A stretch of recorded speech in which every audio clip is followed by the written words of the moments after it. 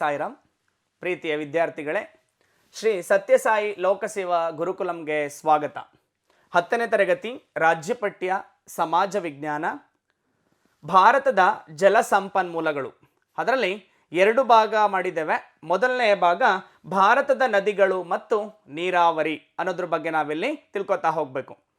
So ನೈಸರ್ಗಿಕ ಸಂಪನ್ಮೂಲಗಳಲ್ಲಿ ಅರಣ್ಯ ಸಂಪತ್ತು ಹೇಗೆ ತನ್ನದೇ ಆದಂತಹ ಒಂದು ಪ್ರಾಮುಖ್ಯತೆಯನ್ನು ಪಡ್ಕೊಂಡಿದೆಯೋ ಅದೇ ರೀತಿ ಭಾರತದಲ್ಲಿ ಜಲ ಸಂಪತ್ತು ಅದರದೇ ಆದಂತಹ ಒಂದು ಪ್ರಾಮುಖ್ಯತೆಯನ್ನು ಪಡ್ಕೊಂಡಿದೆ. ಯಾಕೆ ಅಂತ ನಿಮಗೆ ಗೊತ್ತಿದೆ. ಭಾರತ ಕೃಷಿಯನ್ನು ಅವಲಂಬಿಸಿರುವಂತಹ ಒಂದು ದೇಶ. ಜೊತೆಗೆ ಸುಮಾರು 65% ಅಷ್ಟು ಜನ ಇವತ್ತು ಭಾರತದಲ್ಲಿ ಕೃಷಿಯನ್ನು ಮಾಡ್ತಾ ಇದ್ದಾರೆ. ಜೊತೆಗೆ ಕೆಲವೊಂದು ನೀರಾವರಿ ಅವರಿಗೆ ಅವಶ್ಯಕ ಇದೆ. ಯಾಕಪ್ಪ ಅಂದರೆ ಅಲ್ಲಿ ಅಕಾಲಿಕ ಮಳೆಯ ಹಂಚಿಕೆ ಇದೆಲ್ಲದರ ಪರಿಣಾಮವಾಗಿ ಭಾರತದಲ್ಲಿ ಜಲ ಸಂಪತ್ತು ಎಷ್ಟರ ಮಟ್ಟಿಗೆ ಪ್ರಾಮುಖ್ಯತೆಯನ್ನು ಪಡ್ಕೊಂಡಿದೆ, ಅದೇನು ಅದ್ರ ಬಗ್ಗೆ ಈ ಅಧ್ಯಯನದಲ್ಲಿ ನಾವಿಲ್ಲಿ ತಿಳ್ಕೊತಾ ಹೋಗೋಣ. ನೋಡಿ, ಈ ಅಧ್ಯಯನದಲ್ಲಿ ನೀವು ಕೆಳಗಂಡ ಅಂಶಗಳನ್ನು ತಿಳಿತೀರಾ. ಮೊದಲನೇದು, ಜಲ ಸಂಪನ್ಮೂಲಗಳ ಪ್ರಾಮುಖ್ಯತೆ ಏನು. ಸೊ ಇವತ್ತು ಜಲ ಸಂಪತ್ತನ್ನು ಸಂರಕ್ಷಣೆ ಮಾಡಬೇಕು, ಯಾಕೆ, ಅದರ ಪ್ರಾಮುಖ್ಯತೆ ಏನು. ಎರಡನೇದು, ಭಾರತದ ಪ್ರಮುಖ ನದಿಗಳು ಯಾವ್ಯಾವುದು. ಸಾಮಾನ್ಯವಾಗಿ ಭಾರತದ ಪ್ರಮುಖ ನದಿಗಳನ್ನು 2 ಭಾಗವಾಗಿ ವಿಭಾಗ ಮಾಡಿದ್ದೇವೆ.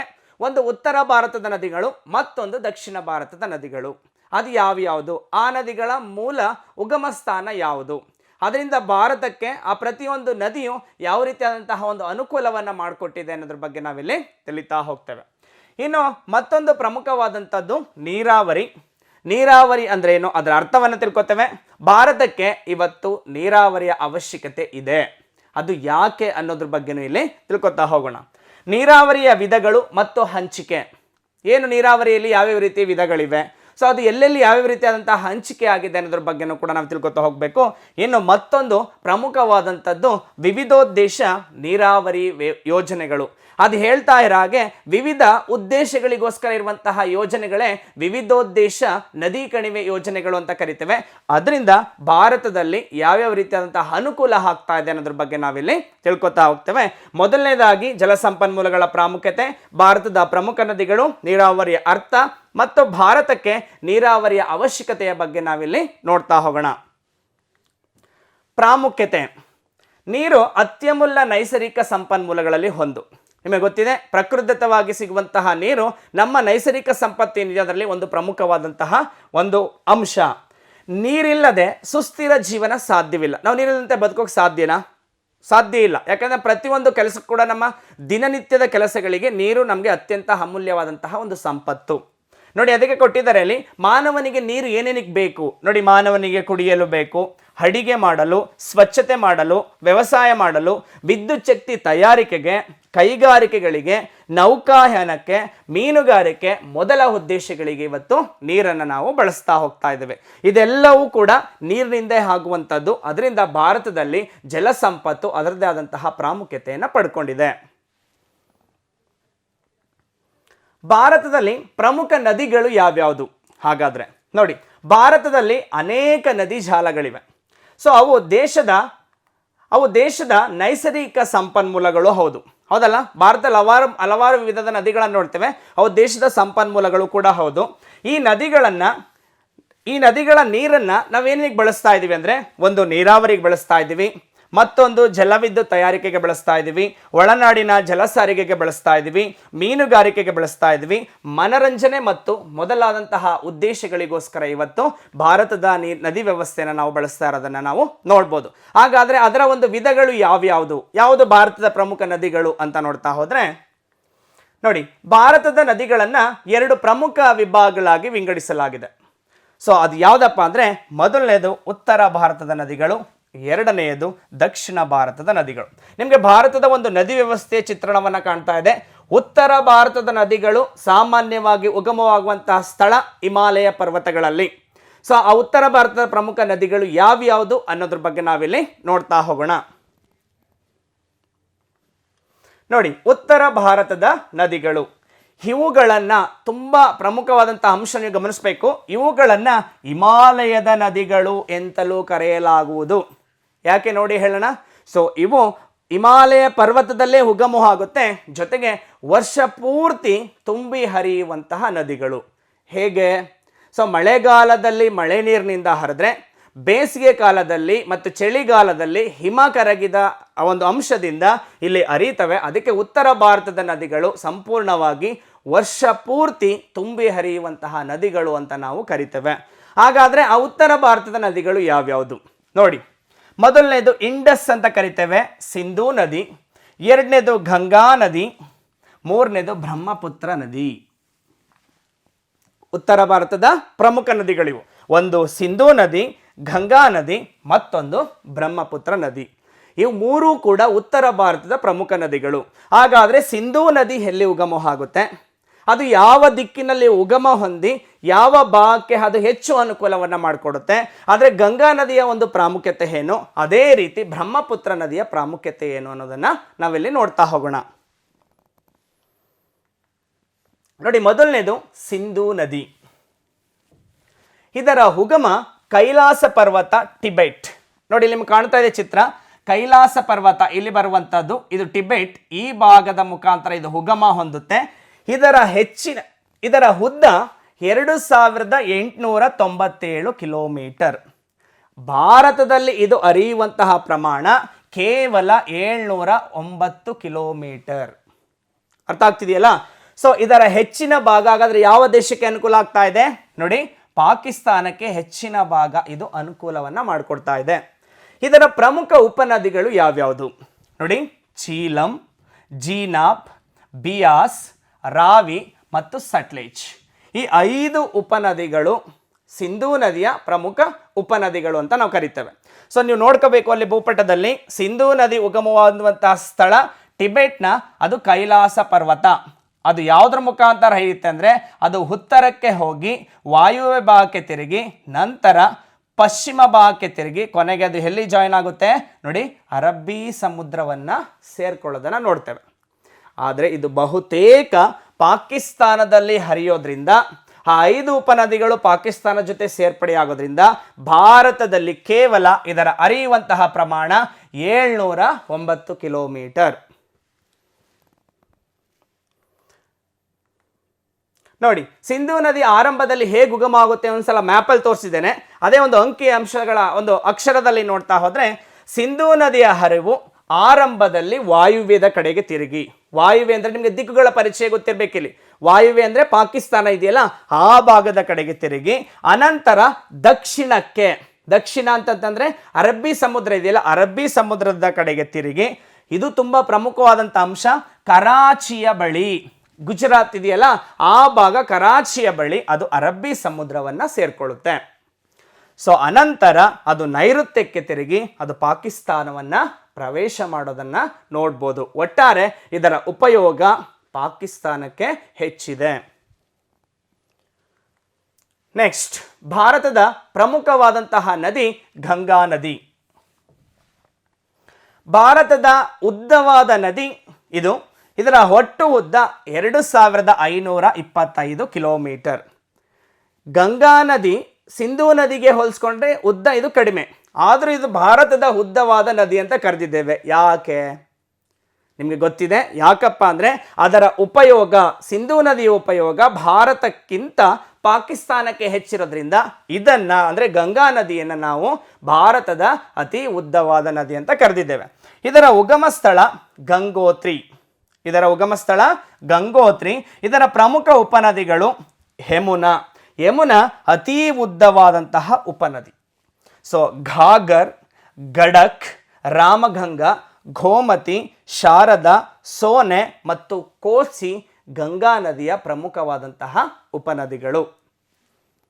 ಸೊ ಆ ಉಪನದಿಗಳಲ್ಲಿ ಅತ್ಯಂತ ಉದ್ದವಾದ ನದಿ ಯಮುನಾ ನದಿ.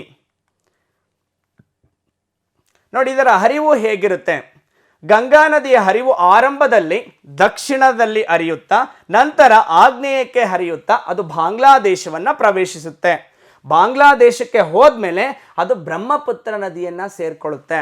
ಸೊ ನಂತರ ಆ ಒಂದು ಗಂಗಾ ನದಿ ಮುಂದೆ ಬ್ರಹ್ಮಪುತ್ರ ನದಿಯನ್ನು ಸೇರಿದ ಮೇಲೆ ಯಾವ ನದಿಯಾಗಿ ಪರಿವರ್ತನೆ ಆಗುತ್ತೆ ಅಂದರೆ, ಅದು ಪದ್ಮಾ ಎಂಬ ಹೆಸರಿನಿಂದ ಮುಂದುವರಿಯುತ್ತಾ ಅಂತಿಮವಾಗಿ ಅದು ಬಂಗಾಳ ಕೊಲ್ಲಿಯನ್ನು ಪ್ರವೇಶ ಮಾಡುತ್ತೆ. ಅರ್ಥ ಆಗ್ತಿದೆಯಲ್ವಾ? ನೋಡಿ, ಹಾಗಾದರೆ ನೋಡಿ, ಇಲ್ಲಿ ಗಂಗಾ ನದಿ ಇದೆ ನೋಡಿ ಅದರ ಹರಿವು ಇಲ್ಲಿ ಕಾಣ್ತಾ ಇದೆ ನಿಮಗೆ. ಸೊ ಕೊನೆಗೆ ಅದು ಬ್ರಹ್ಮಪುತ್ರ ನದಿಯನ್ನು ಸೇರಿಕೊಳ್ಳುತ್ತೆ. ಕೊನೆಗೆ ಅದು ಬೇ ಆಫ್ ಬೆಂಗಾಲ್, ಬಂಗಾಳ ಕೊಲ್ಲಿಯನ್ನು ಸೇರೋದನ್ನು ನಾವು ನೋಡ್ತೇವೆ. ಇದರ ಉಗಮ ಸ್ಥಳ ಗಂಗೋತ್ರಿ. ನೋಡಿ ನಿಮ್ಗೆ ಕಾಣ್ತಾ ಇದೆ ಹರಿತಾ ಇರುವಂತಹ ಒಂದು ಚಿತ್ರ. ಭಾರತದ ಮತ್ತೊಂದು ಪ್ರಮುಖವಾದಂತಹ ನದಿ ಸಿಂಧೂ ನದಿ, ಗಂಗಾ ನದಿಯ ನಂತರದಲ್ಲಿ ಬರುವಂಥದ್ದು ಬ್ರಹ್ಮಪುತ್ರ ನದಿ. ಇದರ ಒಟ್ಟು ಉದ್ದ 2589 ಕಿಲೋಮೀಟರ್.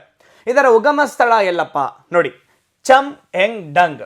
ಇದು ಎಲ್ಲಿ ಬರುವಂತು ಅಂದರೆ ಟಿಬೆಟ್. ನೋಡಿ ಕಾಣಿಸ್ತಾ ಇದೆಯಾ, ಇದು ಇದರ ಮೂಲ ಸ್ಥಳ.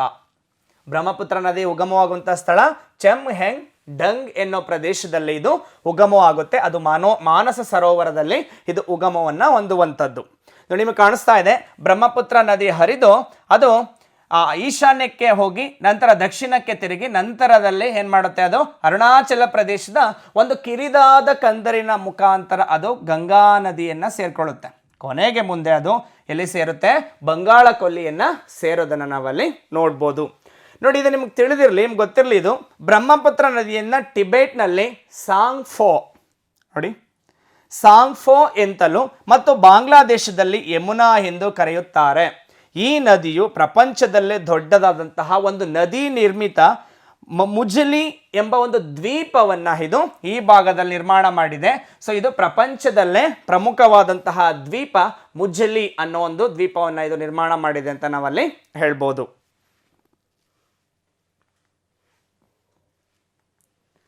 ನೋಡಿ ಇದರ ಉಗಮ ಸ್ಥಾನ ಹೇಗಿದೆ ಅಂತ ನಾನು ಆಲ್ರೆಡಿ ನಿಮಗೆ ಭೂಪಟದಲ್ಲಿ ತೋರಿಸಿದೆ, ಅದನ್ನು ಇಲ್ಲಿ ಹೇಳ್ತಾ ಹೋಗ್ತಾನೆ. ಬ್ರಹ್ಮಪುತ್ರ ನದಿಯ ಹರಿವು ಆರಂಭದಲ್ಲಿ ಪೂರ್ವಾಭಿಮುಖವಾಗಿ ಹರಿದು ಅರುಣಾಚಲ ಪ್ರದೇಶದ ಒಂದು ಕಿರಿದಾದಂತಹ ಕಂದರಿನಲ್ಲಿ ಅದು ಕೆಳಗಡೆ ದಕ್ಷಿಣಕ್ಕೆ ಇಳಿದು ನಂತರ ಅದು ಭಾರತವನ್ನು ಪ್ರವೇಶಿಸುತ್ತೆ ಅನ್ನೋದು ವಿಷಯವನ್ನು ತಿಳಿಸ್ಕೊಟ್ಟಿದ್ದೆ. ಅನಂತರ ಪಶ್ಚಿಮಕ್ಕೆ ಹರಿಯುತ್ತಾ ಅದು ಕೊನೆಗೆ ಬಾಂಗ್ಲಾದೇಶವನ್ನು ಸೇರಿ ಅದು ದಕ್ಷಿಣಕ್ಕೆ ತಿರುಗಿ ಕೊನೆಗೆ ಗಂಗಾ ನದಿ ಮತ್ತು ಬ್ರಹ್ಮಪುತ್ರ ನದಿ ಎರಡೂ ಕೂಡ ಹೊಂದಾಗುತ್ತೆ. ಆ ಎರಡೂ ನದಿಗಳು ಬಂಗಾಳ ಕೊಲ್ಲಿಯಲ್ಲಿ ಅದು ಲೀನ ಆಗೋದನ್ನು ನಾವಲ್ಲಿ ನೋಡ್ಬೋದು. ಇದು ಬ್ರಹ್ಮಪುತ್ರ ನದಿಯ ಒಂದು ಉಗಮ ಸ್ಥಾನ ಮತ್ತು ಅಂತ್ಯ ಸ್ಥಾನವನ್ನು ಇಲ್ಲಿ ನಿಮಗೆ ತಿಳಿಸ್ಕೊಡಲಾಗಿದೆ. ಸೊ ಇದರ ಒಟ್ಟು ಚಿತ್ರಣವನ್ನು ನಿಮ್ಮ ಮುಂದೆ ಇಲ್ಲಿ ತೋರಿಸ್ತಾ ಇದ್ದೇವೆ. ಸೊ ಸಿಂಧೂ ನದಿ, ಗಂಗಾ ನದಿ, ಬ್ರಹ್ಮಪುತ್ರ ನದಿ ಉಗಮ ಸ್ಥಳ ಕೈಲಾಸ ಪರ್ವತ ಟಿಬೆಟ್ನಲ್ಲಿ, ಹರಿಯುವಂತಹ ಉದ್ದ 2897 ಕಿಲೋಮೀಟರ್. ಭಾರತದಲ್ಲಿ ಅದರ ಹರಿವು 709 ಕಿಲೋಮೀಟರ್. ಆರಂಭ ವಾಯುವ್ಯದ ಕಡೆಗೆ ಪ್ರಾರಂಭದಲ್ಲಿ, ನಂತರ ನೈಋತ್ಯಕ್ಕೆ ತಿರುಗಿ ಪಾಕಿಸ್ತಾನವನ್ನು ಪ್ರವೇಶ ಮಾಡುತ್ತೆ. ಕೊನೆಗೆ ಅದು ಸೇರುವಂತಹ ಸ್ಥಳ ದಕ್ಷಿಣಕ್ಕೆ ಹರಿದು ಆ ಕರಾಚಿಯ ಬಳಿ ಅರಬ್ಬಿ ಸಮುದ್ರವನ್ನು ಸೇರಿಕೊಳ್ಳುತ್ತೆ, ಮೊದಲನೇದು. ಇನ್ನು ಎರಡನೇದು ಗಂಗಾ ನದಿ, ಗಂಗೋತ್ರಿ. ಇದು 2525 ಕಿಲೋಮೀಟರ್. ಇದೂ ಕೂಡ ದಕ್ಷಿಣಕ್ಕೆ ಹರಿಯುತ್ತಾ ಪ್ರಾರಂಭದಲ್ಲಿ, ನಂತರದಲ್ಲಿ ಆಗ್ನೇಯಕ್ಕೆ ಹರಿಯುತ್ತಾ ಬಾಂಗ್ಲಾದೇಶವನ್ನು ಪ್ರವೇಶಿಸಿ ಬ್ರಹ್ಮಪುತ್ರ ನದಿಯನ್ನು ಸೇರುತ್ತೆ. ಕೊನೆಗೆ ಅದು ಪದ್ಮಾ ನದಿಯಾಗಿ ಮುಂದುವರಿಯುತ್ತಾ ಅಂತಿಮವಾಗಿ ಬಂಗಾಳ ಕೊಲ್ಲಿಯಲ್ಲಿ ಅದು ಲೀನವಾಗುತ್ತೆ. ನೆಕ್ಸ್ಟ್ ಮೂರನೇದು ಬ್ರಹ್ಮಪುತ್ರ ನದಿ. ಇದು ಚಮ್ ಹಿಂಗ್ ಡಂಗ್. ಇದು ಟಿಬೆಟ್ನ ಮಾನಸ ಸರೋವರದ ಸಮೀಪ ಉಗಮ ಹೊಂದುತ್ತೆ. ಇದರ ಉದ್ದ 2589 ಕಿಲೋಮೀಟರ್. ಇದು ಪೂರ್ವಾಭಿಮುಖವಾಗಿ ಹರಿಯುತ್ತೆ ಪ್ರಾರಂಭದಲ್ಲಿ, ನಂತರದಲ್ಲಿ ಅರುಣಾಚಲ ಪ್ರದೇಶದಲ್ಲಿ ಒಂದು ಕಿರಿದಾದಂತಹ ಕಂದರದ ಒಂದರ ಮೂಲಕ ಭಾರತದ ಒಳಗಡೆ ಪ್ರವೇಶ ಮಾಡುತ್ತೆ. ನಂತರ ಪಶ್ಚಿಮಕ್ಕೆ ಹರಿದು ಬಾಂಗ್ಲಾದೇಶದಲ್ಲಿ ದಕ್ಷಿಣಕ್ಕೆ ತಿರುಗಿ ಗಂಗಾ ನದಿಯೊಂದಿಗೆ ಸೇರಿ ಅದೂ ಕೂಡ ಬಂಗಾಳ ಕೊಲ್ಲಿಯನ್ನು ಅದು ಸೇರ್ಪಡೆ ಆಗುತ್ತೆ. ಇದು ಉತ್ತರ ಭಾರತದ ಪ್ರಮುಖ ನದಿಗಳು, ಸಿಂಧು, ಗಂಗಾ, ಬ್ರಹ್ಮಪುತ್ರ. ನೆಕ್ಸ್ಟ್ ದಕ್ಷಿಣ ಭಾರತದ ನದಿಗಳು. ಉತ್ತರ ಭಾರತದ ನದಿಗಳನ್ನು ತಿಳ್ಕೊಂಡ್ಮೇಲೆ ದಕ್ಷಿಣ ಭಾರತದ ನದಿಗಳು ಎಷ್ಟು ಮಟ್ಟಿಗೆ ಪ್ರಾಮುಖ್ಯತೆಯನ್ನು ಪಡ್ಕೊಂಡಿದೆ ನೋಡಿ. ಇವುಗಳನ್ನು ನಾವು ಪರ್ಯಾಯ ಪ್ರಸ್ಥಭೂಮಿಯ ನದಿಗಳು, ವೆರಿ ಇಂಪಾರ್ಟೆಂಟ್, ಪರ್ಯಾಯ ಪ್ರಸ್ಥಭೂಮಿಗಳ ನದಿಗಳು ಎಂತಲೂ ಕರೆಯುತ್ತೇವೆ. ಯಾಕಪ್ಪ ಅಂದರೆ ಪೂರ್ವದಲ್ಲಿ ಪೂರ್ವಘಟ್ಟಗಳು, ಪಶ್ಚಿಮದಲ್ಲಿ ಪಶ್ಚಿಮ ಘಟ್ಟಗಳು ಮತ್ತು ಮಧ್ಯಭಾಗದಲ್ಲಿ ಈ ಪರ್ಯಾಯ ಪ್ರಸ್ಥಭೂಮಿಗಳಿಂದ ಕೂಡಿದ್ದು ಆ ಭಾಗದಲ್ಲಿ ಸಾಮಾನ್ಯವಾಗಿ ಇದು ಹರಿಯುತ್ತೆ. ಸೊ ಅದಕ್ಕೆ ಇದನ್ನು ಪರ್ಯಾಯ ಪ್ರಸ್ಥಭೂಮಿಯ ನದಿಗಳು ಅಂತ ನಾವು ಕರಿತೇವೆ. ಸೊ ಹೆಚ್ಚಿನ ನದಿಗಳು ಪಶ್ಚಿಮ ಘಟ್ಟಗಳಲ್ಲಿ ಉಗಮ ಹೊಂದುತ್ತೆ, ಪೂರ್ವಕ್ಕೆ ಹರಿಯುತ್ತೆ, ಬಂಗಾಳ ಕೊಲ್ಲಿಯನ್ನು ಸೇರ್ಪಡೆ ಆಗೋದನ್ನು ನೋಡ್ತೇವೆ. ದಕ್ಷಿಣ ಭಾರತದ ಪ್ರಮುಖ ನದಿಗಳು ಯಾವ್ಯಾವುದು? ಮೊದಲನೇದು ಮಹಾನದಿ, ಗೋದಾವರಿ, ಕೃಷ್ಣ, ಕಾವೇರಿ, ನರ್ಮದಾ, ತಾಪಿ ಅಥವಾ ತಾಪಿ ಮತ್ತು ಅವುಗಳ ಉಪನದಿಗಳು. ಸಾಮಾನ್ಯವಾಗಿ ಈ ಎಲ್ಲ ನದಿಗಳು ಪಶ್ಚಿಮ ಭಾಗದಲ್ಲಿ ಉಗಮ ಹೊಂದಿ ಪೂರ್ವಕ್ಕೆ ಹರಿದು ಬಂಗಾಳ ಕೊಲ್ಲಿಯನ್ನು ಸೇರ್ಪಡೆ ಆಗ್ತವೆ. ಇವುಗಳನ್ನು ಪೂರ್ವಕ್ಕೆ ಹರಿಯುವ ಮತ್ತು ಪಶ್ಚಿಮಕ್ಕೆ ಹರಿಯುವಂತಹ ನದಿಗಳು ಅಂತ ಹೇಳಿ ಎರಡು ವಿಭಾಗವಾಗಿ ವಿಭಾಗ ಮಾಡಿದ್ದೇವೆ. ಅರ್ಥ ಆಗ್ತಿದೆಯಲ್ಲ? ದಕ್ಷಿಣ ಭಾರತದ ನದಿಗಳನ್ನೇ ಎರಡು ವಿಭಾಗ ಮಾಡಿದ್ದೇವೆ, ಪೂರ್ವಕ್ಕೆ ಹರಿಯುವ ನದಿಗಳು ಮತ್ತೊಂದು ಪಶ್ಚಿಮಕ್ಕೆ ಹರಿಯುವಂಥ ನದಿಗಳು. ಹಾಗಾದರೆ ಪೂರ್ವಕ್ಕೆ ಹರಿಯುವಂಥ ನದಿಗಳು ಯಾವುದು, ಪಶ್ಚಿಮಕ್ಕೆ ಹರಿಯುವಂಥ ನದಿಗಳು ಯಾವುದು ನೋಡಿ. ದಕ್ಷಿಣ ಭಾರತದ ನದಿ ವ್ಯವಸ್ಥೆ ಹೀಗಿದೆ. ಇವೆಲ್ಲ ದಕ್ಷಿಣ ಭಾರತದಲ್ಲಿ ಉಗಮ ಹೊಂದುವಂತಹ ನದಿಗಳು. ಜೊತೆಗೆ ಪಶ್ಚಿಮ ಘಟ್ಟಗಳು ನಾನು ಹೇಳಿದೆ, ನಿಮಗೆ ಕಾಣ್ತಿದೆಯಲ್ಲ ನೋಡಿ, ಪಶ್ಚಿಮ ಘಟ್ಟಗಳಲ್ಲಿ ಉಗಮ ಹೊಂದಿ ಅವು ಹರಿಯುವಂಥದ್ದು ಪೂರ್ವ, ಅವು ಕೊನೆಗೆ ಸೇರುವಂಥದ್ದು ಬಂಗಾಳ ಕೊಲ್ಲಿಯನ್ನು ಅದು ಸೇರ್ಪಡೆ ಆಗುತ್ತೆ. ಅದಕ್ಕೆ ಇದನ್ನು ಎರಡು ಭಾಗ ಮಾಡಿದ್ದೇವೆ, ಒಂದು ಪಶ್ಚಿಮಕ್ಕೆ ಹರಿಯುವಂಥ ನದಿಗಳು ಮತ್ತೊಂದು ಪೂರ್ವಕ್ಕೆ ಹರಿಯುವಂತಹ ನದಿಗಳು. ಪೂರ್ವಕ್ಕೆ ಹರಿಯುವಂಥ ನದಿಗಳು ಯಾವ್ಯಾವುದು ಫಸ್ಟ್ ನೋಡಿ. ಮಹಾನದಿ, ಗೋದಾವರಿ, ಕೃಷ್ಣ ಮತ್ತು ಕಾವೇರಿ ಇವು ಪ್ರಮುಖವಾದಂಥ ನದಿಗಳು. ಸೊ ಇವುಗಳ ಉಗಮ ಎಲ್ಲಾಗುತ್ತೆ ಅಂದರೆ ಪಶ್ಚಿಮ ಘಟ್ಟಗಳಲ್ಲಿ ತುಂಬ ಹತ್ತಿರ ಇರುವಂತಹ ಮಹಾರಾಷ್ಟ್ರದ ಕೆಲವೊಂದು ಭಾಗಗಳಲ್ಲಿ ಇಂತಹ ನದಿಗಳು ಉಗಮ ಹೊಂದುತ್ತೆ. ಹಾಗಾದರೆ ನದಿಗಳು ಯಾವ್ಯಾವುದು ಅಂತ ನೋಡೋದಾದರೆ ಮೊದಲನೇದು ಮಹಾನದಿ, ಗೋದಾವರಿ, ಕೃಷ್ಣ, ಕಾವೇರಿ. ಸೊ ಅದರ ಉಗಮ ಸ್ಥಾನ ಎಲ್ಲಿ ಅಂದರೆ ಪಶ್ಚಿಮ ಘಟ್ಟಗಳಲ್ಲಿ ಬರುವಂಥ ಸರಣಿಗಳಿವು. ಒಂದು ಸಿವಾಹ ಸರಣಿ, ಮಹಾನದಿ ಉಗಮ ಹೊಂದುವಂತಹ ಸ್ಥಳ ಸಿವಾಹ ಸರಣಿ. ಇದರ ಹರಿಯುವಂತಹ ಉದ್ದ 851 ಕಿಲೋಮೀಟರ್. ಸೊ ಎರಡನೇದು ಗೋದಾವರಿ, ಇದರ ಉಗಮ ಸ್ಥಳ ಪಶ್ಚಿಮ ಘಟ್ಟಗಳಲ್ಲೇ ಕಂಡುಬರುವಂಥದ್ದು, ಅದು ತ್ರಯಂಬಕ. ಇದರ ಉದ್ದ 1465 ಕಿಲೋಮೀಟರ್, ಇದು ಅತಿ ಉದ್ದವಾದಂಥದ್ದು. ಮೂರನೇದು ಕೃಷ್ಣಾ ನದಿ, ಇದು ಮಹಾಬಲೇಶ್ವರ, ಮಹಾರಾಷ್ಟ್ರದ ಮಹಾಬಲೇಶ್ವರ ಎಂಬಲ್ಲಿ ಉಗಮ ಹೊಂದುತ್ತೆ. ಇದರ ಉದ್ದ 1400 ಕಿಲೋಮೀಟರ್. ಇದಕ್ಕೆ ಕೆಲವೊಂದು ಉಪನದಿಗಳು ಕೂಡ ಇದೆ. ಅದ್ಯಾವುದಪ್ಪ ಅಂದರೆ ನೋಡಿ, ಭೀಮಾ ನದಿ, ತುಂಗಭದ್ರಾ, ಕೊಯ್ನಾ, ಘಟಪ್ರಭಾ ಮತ್ತು ಮಲಪ್ರಭಾ ನದಿಗಳು. ನೆಕ್ಸ್ಟ್ ಮತ್ತೊಂದು ಪ್ರಮುಖವಾದಂತಹ ನದಿ ಕಾವೇರಿ, ಇದರ ಉಗಮ ಸ್ಥಳ ತಲಕಾವೇರಿ, ಕೊಡಗು.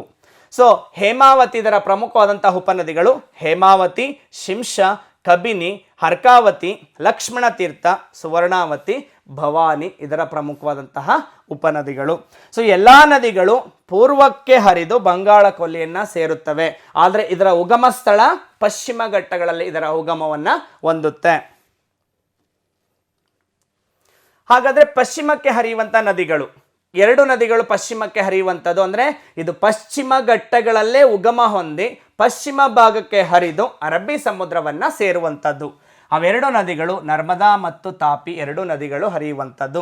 ನರ್ಮದಾ ನದಿ ಇದು ಅಮರಕಂಟಕ ಬೆಟ್ಟಗಳಲ್ಲಿ ಅಂದರೆ ಪಶ್ಚಿಮ ಘಟ್ಟಗಳಲ್ಲಿ ಬರುವಂತಹ ಅಮರಕಂಟಕ ಎಂಬಲ್ಲಿ ಉಗಮ ಹೊಂದಿ ಅದು ಒಂದು ಕಿರಿದಾದಂತಹ ಅಮೃತ ಶಿಲೆಯ ಕಂದರಿನ ಮೂಲಕ ಅದು ಪಶ್ಚಿಮಕ್ಕೆ ಹರಿದು ಕೊನೆಗೆ ಅದು ಅರಬ್ಬಿ ಸಮುದ್ರವನ್ನು ಸೇರ್ಕೊಳ್ಳುತ್ತೆ. ಅಂದರೆ ಇದರ ಉಗಮ ಸ್ಥಳ ಪಶ್ಚಿಮ ಘಟ್ಟಗಳು. ನೆಕ್ಸ್ಟ್ ತಾಪಿ ನದಿ, ಇದು ಪಶ್ಚಿಮ ಭಾಗದಲ್ಲೇ ಉಗಮ ಹೊಂದಿ ಪಶ್ಚಿಮಕ್ಕೆ ಹರಿದು ಅರಬ್ಬಿ ಸಮುದ್ರವನ್ನು ಸೇರ್ಕೊಳ್ಳುತ್ತೆ. ನೋಡಿ, ಇದು ಮುಲ್ತಾಯಿ ಬಳಿ ಉಗಮಗೊಂಡು ಪಶ್ಚಿಮಕ್ಕೆ ಹರಿದು ಸುಮಾರು 724 ಕಿಲೋಮೀಟರ್ ಅರಬ್ಬಿ ಸಮುದ್ರವನ್ನು ಇದು ಕೊನೆಗೆ ಸೇರ್ಕೊಳ್ಳುವಂಥದ್ದು.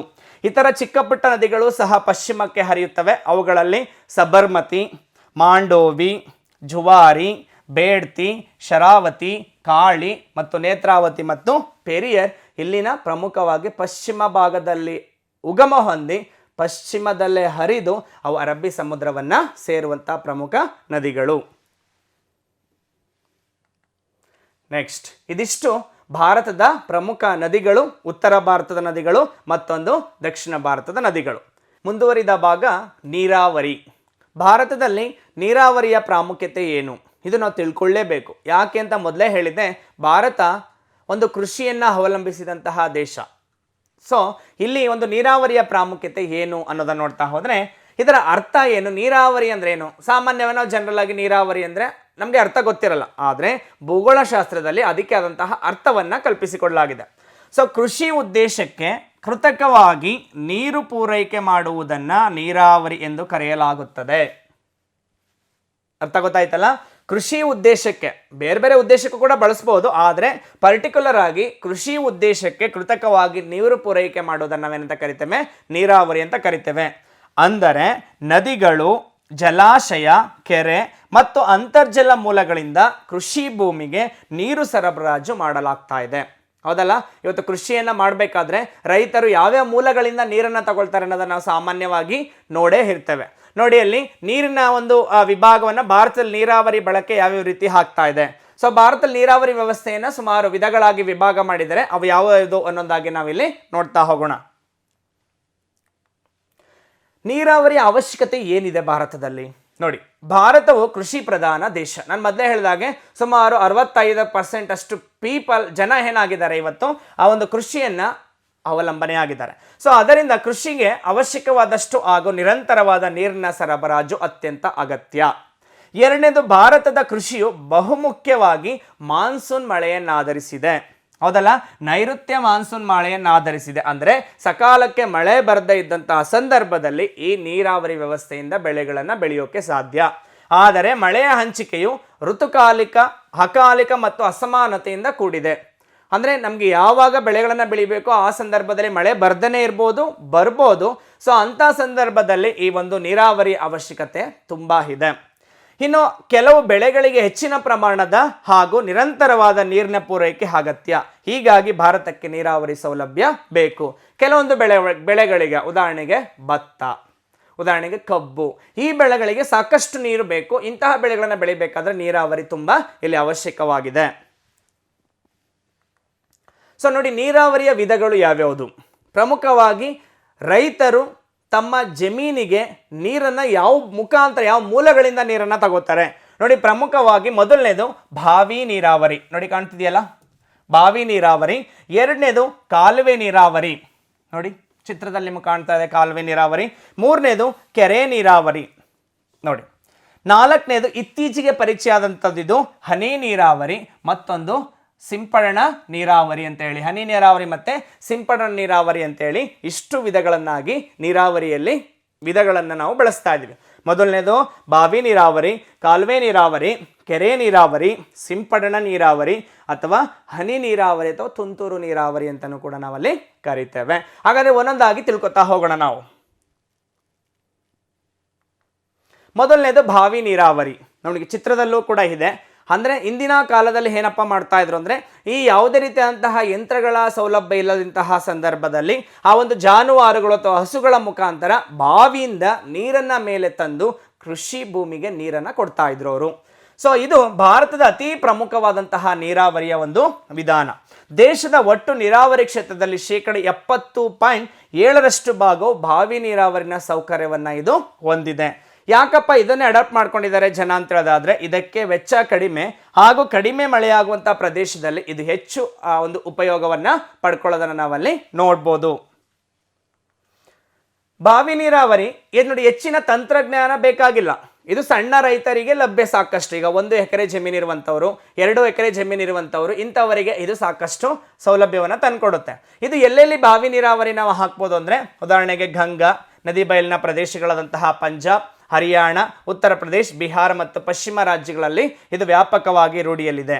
ಬಾವಿಗಳಲ್ಲೇ 2 ವಿಧಗಳಿವೆ. ಯಾವ್ಯಾವುದು ಅದು? ಒಂದು ತೆರೆದ ಬಾವಿ, ಮತ್ತೊಂದು ಕೊಳವೆ ಬಾವಿ. ತೆರೆದ ಬಾವಿಯನ್ನು ಆಲ್ರೆಡಿ ನಾವು ಮೊದಲೇ ನೋಡಿದ್ವಿ. ಅಂದರೆ ತೆರೆದಿರುವಂತಹ ಬಾವಿ, ಆ ಬಾವಿಯಿಂದ ನೀರನ್ನು ತರುವಂಥದ್ದು. ಇತ್ತೀಚೆಗೆ ಬಂದಿರುವಂಥದ್ದು ಇದು ಕೊಳವೆ ಬಾವಿ. ನಿಮಗೆಲ್ಲ ಗೊತ್ತಿದೆ, ಇತ್ತೀಚೆಗೆ ಸಾಕಷ್ಟು ಇದು ಪರಿಚಿತವಾಗಿರೋದನ್ನು ನೀವು ನೋಡ್ಬೋದು. ಹಿಂದೂ ಭಾರತದಲ್ಲಿ ಕೊಳವೆ ಬಾವಿ ಹೆಚ್ಚು ಪ್ರಚಲಿತಗೊಂಡಿದೆ. ಇದರ ಮುಖಾಂತರ ಇವತ್ತು ರೈತ ಕೃಷಿಗೆ ನೀರನ್ನು ಒದಗಿಸ್ಕೊಳ್ತಾ ಇದ್ದಾನೆ. ನೆಕ್ಸ್ಟ್, ಬಾವಿ ನೀರಾವರಿ ನಂತರದಲ್ಲಿ ಬರುವಂಥದ್ದು ಎರಡನೇದು ಕಾಲುವೆ ನೀರಾವರಿ. ಭಾರತದಲ್ಲಿ ಬಾವಿ ನೀರಾವರಿಯ ನಂತರ ಕಾಲುವೆ ನೀರಾವರಿ ಪದ್ಧತಿ 2ನೇ ಸ್ಥಾನವನ್ನು ಪಡ್ಕೊಂಡಿದೆ. ಸೊ ದೇಶದ ಒಟ್ಟು ನೀರಾವರಿ ಕ್ಷೇತ್ರದಲ್ಲಿ 27% ಭಾಗವು ಕಾಲುವೆ ನೀರಾವರಿಗೆ ಒಳಪಟ್ಟಿದೆ. ಸೊ ಅದ್ರ ಮುಖಾಂತರ ಏನು ಮಾಡ್ತಾ ಇದ್ದಾನೆ ಇವತ್ತು? ಕೃಷಿ ಭೂಮಿಗೆ ನೀರನ್ನು ಕೊಡ್ತಾ ಇದ್ದಾನೆ. ಪ್ರಪಂಚದಲ್ಲಿ ವಿಸ್ತಾರವಾದ ಕಾಲುವೆ ನೀರಾವರಿ ವ್ಯವಸ್ಥೆ ಭಾರತದಲ್ಲಿದ್ದು, ಸೊ ಕಾಲುವೆಗಳ ನಿರ್ಮಾಣ ಮತ್ತು ನಿರ್ವಹಣೆಯ ಜವಾಬ್ದಾರಿ ಸರ್ಕಾರಕ್ಕೆ ಇದೆ. ಸಾಕಷ್ಟು ಕಾಲುವೆಗಳನ್ನು ನೋಡ್ತೇವೆ. ಅಂದರೆ ನದಿಗಳಿಗೆ ಅಣೆಕಟ್ಟೆಗಳನ್ನು ಕಟ್ಟಿ ಅದರ ಮುಖಾಂತರ ಕಾಲುವೆ ಮುಖಾಂತರ ನೀರನ್ನು ಬಿಟ್ಟು ಅದನ್ನು ಕೃಷಿಗೆ ಬಳಸೋದನ್ನು ಇವತ್ತು ನಾವಲ್ಲಿ ನೋಡ್ಬೋದು. ಕಾಲುವೆಗಳಲ್ಲೂ ಕೂಡ 2 ರೀತಿಯಾದಂತಹ ಕಾಲುವೆ ಇದೆ. ಯಾವುದಪ್ಪ ಅದು ಅಂದರೆ, ಒಂದು ಪ್ರವಾಹ ಕಾಲುವೆ, ಮತ್ತೊಂದು ಸರ್ವಕಾಲಿಕ ಕಾಲುವೆ. ಏನು ಪ್ರವಾಹ ಕಾಲುವೆ, ಸರ್ವಕಾಲಿಕ ಕಾಲುವೆ ಅಂದರೆ, ಯಾವುದೇ ಅಣೆಕಟ್ಟೆಗಳನ್ನು ನಿರ್ಮಿಸದೆ ನೇರವಾಗಿ ನದಿಯಿಂದ ಕಾಲುವೆ ತೋಡಿ ಕೃಷಿಗೆ ನೀರು ಪೂರೈಸುವುದೇ ಪ್ರವಾಹ ಕಾಲುವೆ. ಸೊ ಹೇಗಪ್ಪ ಅಂದರೆ, ಉದಾಹರಣೆಗೆ ನಾವು ಅಣೆಕಟ್ಟೆ ಒಂದು ಕಡೆ ಕಟ್ಟಿದ್ದೇವೆ. ಅಣೆಕಟ್ಟೆಗೂ ಮೊದಲು ಆ ನದಿ ಹರಿದು ಬರುವಂತಹ ಜಾಗದಲ್ಲಿ ನಾವು ಒಂದು ಸಣ್ಣದಾಗಿ ಆ ಒಂದು ದಾರಿಯನ್ನು ತೋರಿಸಿದ್ದೇವೆ. ಅದರ ಮುಖಾಂತರ ನೀರು ಹೆಚ್ಚಾದ ತಕ್ಷಣ ಆ ಮಾರ್ಗದ ಮುಖಾಂತರ ಕೃಷಿಗೆ ನಾವು ನೀರನ್ನು ಕೊಡೋದನ್ನು ನಾವು ಪ್ರವಾಹ ಕಾಲುವೆ ಅಂತ ಕರಿತೇವೆ. ಹಾಗಾದರೆ ಸರ್ವಕಾಲಿಕ ಕಾಲುವೆ ಅಂದ್ರೇನು ನೋಡಿ, ನದಿಗಳ ಅಣೆಕಟ್ಟೆಗಳನ್ನು ನಿರ್ಮಿಸಿ ಜಲಾಶಯಗಳಿಗೆ ನೀರು ಸಂಗ್ರಹಿಸಿ ಅದನ್ನು ಕಾಲುವೆ ಮುಖಾಂತರ ಅದನ್ನು ಪೂರೈಸುವುದು ಸರ್ವಕಾಲಿಕ ಕಾಲುವೆ. ಉದಾಹರಣೆಗೆ ಯಾವುದೋ ಒಂದು ಡ್ಯಾಮ್, ಉದಾಹರಣೆಗೆ KRS ಅಣೆಕಟ್ಟೆಯನ್ನು ಕಟ್ಟಿದ್ದೇವೆ, ಅದನ್ನು ನೀರನ್ನು ಸಂಗ್ರಹಣೆ ಮಾಡಿದ್ದೇವೆ. ಅದರ ಮುಖಾಂತರ ಏನು ಮಾಡ್ತಾ ಇದ್ದೇವೆ, ಕಾಲುವೆಗಳನ್ನು ಮಾಡಿ ಆ ಕಾಲುವೆಗಳಿಂದ ಕೃಷಿಗೆ ನೀರನ್ನು ಇವತ್ತು ಒದಗಿಸ್ಕೊಳ್ತಾ ಇದ್ದೇವೆ. ಇದನ್ನು ನಾವು ಸರ್ವಕಾಲಿಕ ಅಥವಾ ಸಾರ್ವಕಾಲಿಕ ಕಾಲುವೆ ಅಂತ ಕರಿತೇವೆ. ಮತ್ತೊಂದು ಪ್ರವಾಹ ಕಾಲುವೆ. ಭಾರತದಲ್ಲಿ ಕಾಲುವೆ ನೀರಾವರಿಗಳು ಎಲ್ಲೆಲ್ಲಿ ಹೇಗೆ ಹಂಚಿಕೆ ಆಗಿದೆ ನಿಮಗೆ ಭೂಪಟದಲ್ಲಿ ನಿಮಗೆ ಕಾಣ್ತಾ ಇದೆ. ಸರ್, ಎಲ್ಲೆಲ್ಲಿ ಹಂಚಿಕೆ ಆಗಿದೆ ನೋಡಿ ಕಾಲುವೆ ನೀರಾವರಿ ವ್ಯವಸ್ಥೆ. ಉತ್ತರ ಪ್ರದೇಶ, ಪಂಜಾಬ್, ಹರಿಯಾಣ, ಬಿಹಾರ್, ಮಧ್ಯಪ್ರದೇಶ್, ರಾಜಸ್ಥಾನ್, ಆಂಧ್ರ ಪ್ರದೇಶ್, ಗುಜರಾತ್, ತಮಿಳುನಾಡು, ಒಡಿಸ್ಸಾ, ಪಶ್ಚಿಮ ಬಂಗಾಳ ಮತ್ತು ಕರ್ನಾಟಕ, ಈ ಎಲ್ಲ ಭಾಗಗಳಲ್ಲೂ ಕೂಡ ಕಾಲುವೆ ನೀರಾವರಿ ವ್ಯಾಪಕವಾಗಿ ವಿವಿಧ ರಾಜ್ಯಗಳಲ್ಲಿ ಅಭಿವೃದ್ಧಿಗೊಂಡಿರೋದನ್ನು ನಾವಿಲ್ಲಿ ನೋಡ್ತಾ ಹೋಗ್ಬೋದು. ಕೆರೆ ನೀರಾವರಿ ಮೂರನೇದು. ನೈಸರ್ಗಿಕ ಅಥವಾ ಕೃತಕವಾದ ತಗ್ಗುಗಳಲ್ಲಿ ಮಳೆಯ ನೀರು ಸಂಗ್ರಹಗೊಂಡು ರೂಪುಗೊಂಡ ಜಲಾಶಯಕ್ಕೆ ಕೆರೆ ಎನ್ನುವರು. ಉದಾಹರಣೆಗೆ ಸಾಮಾನ್ಯವಾಗಿ ನಾವು ವಾಸಿಸುವಂತಹ ಸ್ಥಳೀಯ ಭಾಗಗಳಲ್ಲಿ ಕೂಡ ಈ ಥರ ಕೆರೆಗಳು ಕೃತಕವಾಗಿ ನಿರ್ಮಾಣ ಆಗಿರ್ತವೆ, ಕೆಲವೊಂದು ಮಾನವ ನಿರ್ಮಿತವಾಗಿ ಕೂಡ ಆಗಿರ್ಬೋದು. ಕೆರೆಗಳಲ್ಲಿ ಸಂಗ್ರಹಗೊಂಡ ನೀರನ್ನು ನೀರಾವರಿಗೋಸ್ಕರ ಬಳಸೋದು. ಆದರೆ ಬಹಳಷ್ಟು ಕೆರೆಗಳು ಇವತ್ತು ಋತುಕಾಲಿಕವಾದವು. ಋತುಕಾಲಿಕ ಅಂದರೆ ಮಳೆಗಾಲದಲ್ಲಿ ಕೆರೆಗಳು ಭರ್ತಿ ಆಗ್ತವೆ, ಆದರೆ ಬೇಸಿಗೆಗಾಲದಲ್ಲಿ ಕೆರೆಯ ನೀರು ಬತ್ತಿ ಹೋಗೋದನ್ನು ನೋಡ್ಬೋದು. ಅದನ್ನು ಋತುಕಾಲಿಕವಾದವು ಅಂತ ಕರಿತೇವೆ. ಹೀಗಾಗಿ ಭಾರತದಲ್ಲಿ ಇತ್ತೀಚೆಗೆ ಕೆರೆ ನೀರಾವರಿಗೊಳಪಟ್ಟಂತಹ ಕ್ಷೇತ್ರ ಕಡಿಮೆ ಆಗಿದೆ. ಅದಕ್ಕೆ ಬದಲಾಗಿ ಬಾವಿ ನೀರಾವರಿಗೆ ಅಥವಾ ಕೊಳವೆ ಬಾವಿಗೆ ಇವತ್ತು ಹೆಚ್ಚು ಜನ ಇವತ್ತು ಅದಕ್ಕೆ ಹೊಂದಿಕೊಂಡಿರೋದನ್ನು ನಾವಲ್ಲಿ ನೋಡ್ತಾ ಹೋಗ್ಬೋದು. ಇಂದು ದೇಶದ ನೀರಾವರಿ ಪ್ರದೇಶದಲ್ಲಿ 3% ಮಾತ್ರ ಕೆರೆ ನೀರಾವರಿಗೊಳಪಟ್ಟಿದ್ದು. ಇದು ಹೆಚ್ಚಾಗಿ ಎಲ್ಲೆಲ್ಲಿ ಕಂಡು ಬರುತ್ತೆ ಅಂದರೆ ತಮಿಳುನಾಡು, ಆಂಧ್ರ ಪ್ರದೇಶ, ಮಹಾರಾಷ್ಟ್ರ, ಕರ್ನಾಟಕ, ಒಡಿಸ್ಸಾ, ಮಧ್ಯಪ್ರದೇಶ, ರಾಜಸ್ಥಾನ ಮತ್ತು ಉತ್ತರ ಪ್ರದೇಶಗಳಿದು ಸಾಮಾನ್ಯವಾಗಿ ವ್ಯಾಪಕವಾಗಿ ಕಂಡುಬರೋದು ನೋಡ್ತಾ ಇದ್ದೀವಿ. ಇತ್ತೀಚೆಗೆ ನಮ್ಮ ಸ್ಥಳೀಯ ವಿಭಾಗದಲ್ಲಿ ಏನಾದರೂ ಕೆರೆಗಳಿದ್ರೆ ಅದನ್ನು ಸಂರಕ್ಷಣೆ ಮಾಡಬೇಕು. ಯಾಕಂದರೆ ಬೇಸಿಗೆ ಕಾಲದಲ್ಲಿ ಆ ಒಂದು ಕೆರೆಯ ನೀರನ್ನು ಸಾಕಷ್ಟು ಬಳಸ್ಬೋದು ನಾವು. ಸೊ ಇದಿಷ್ಟು ಒಂದು ನೀರಾವರಿ ವ್ಯವಸ್ಥೆ. ಮೊದಲನೇದು ಬಾವಿ ನೀರಾವರಿ, ಕೆರೆ ನೀರಾವರಿ, ಕಾಲುವೆ ನೀರಾವರಿ. ಇನ್ನು 2 ವಿಧಗಳಿವೆ. ಒಂದು ತುಂತುರು ನೀರಾವರಿ, ಮತ್ತೊಂದು ಹನಿ ನೀರಾವರಿ. ಇತ್ತೀಚೆಗೆ ಬಂದಂತಹ ಒಂದು ಆಧುನಿಕ ತಂತ್ರಜ್ಞಾನದಿಂದ ಬಂದಂತಹ ಒಂದು ನೀರಾವರಿ ವ್ಯವಸ್ಥೆ. ಅದನ್ನೂ ಕೂಡ ಒಂದು ದೊಡ್ಡ ಬೆಳೆಗಳಿಗೂ ಬಳಸ್ತಾರೆ, ಅಥವಾ ಈ ಉದ್ಯಾನವನಗಳು, ಈ ಒಂದು ಪಾರ್ಕ್ಗಳಲ್ಲಿ ಸಾಕಷ್ಟು ಈ ಹನಿ ನೀರಾವರಿ ಮತ್ತು ತುಂತುರು ನೀರಾವರಿಯನ್ನು ಕೊಡಲಾಗುತ್ತೆ. ಇದಿಷ್ಟು ನಿಮಗೆ ಅರ್ಥ ಆಗಿದೆಯಲ್ಲ? ಸೊ ಹಾಗಾದರೆ ನಿಮಗೆ ಮನೆಗೆಲಸದ ಪ್ರಶ್ನೆಗಳನ್ನು ಕೊಡ್ತಾ ಇದ್ದೇನೆ. ಇದನ್ನು ಉತ್ತರವನ್ನು ಬರ್ತ್ಕೊಂಡು ಬರ್ಬೇಕು ನೀವು. ಬಿಟ್ಟಿರುವ ಸ್ಥಳಗಳನ್ನು ಸೂಕ್ತ ಉತ್ತರಗಳಿಂದ ತುಂಬಿರಿ. ದಕ್ಷಿಣ ಭಾರತದಲ್ಲಿ ಉದ್ದವಾದ ನದಿ ಡ್ಯಾಶ್ ಆಗಿರುತ್ತದೆ. 2ನೇ ಪ್ರಶ್ನೆ, ಗಂಗಾ ನದಿಗೆ ಬಂದು ಸೇರುವ ಡ್ಯಾಶ್ ನದಿಯು ಉದ್ದವಾದ ಉಪನದಿ. ಕೆಳಗಂಡ ಪ್ರಶ್ನೆಗಳಿಗೆ ಉತ್ತರಿಸಿ. ಮೊದಲನೇದು, ನೀರಾವರಿ ಎಂದರೇನು? ಭಾರತದ ಪ್ರಮುಖ ನೀರಾವರಿ ವಿಧಗಳನ್ನು ಉತ್ತರಿಸಿ. 2ನೇದು, ಕಾವೇರಿ ನದಿಯನ್ನು ಕುರಿತು ವಿವರಿಸಿ. ಇದಿಷ್ಟು ಪ್ರಶ್ನೆಗಳಿಗೆ ನೀವು ಉತ್ತರಗಳನ್ನು ಬರೆದುಕೊಂಡು ಬರಬೇಕು. ಧನ್ಯವಾದಗಳು.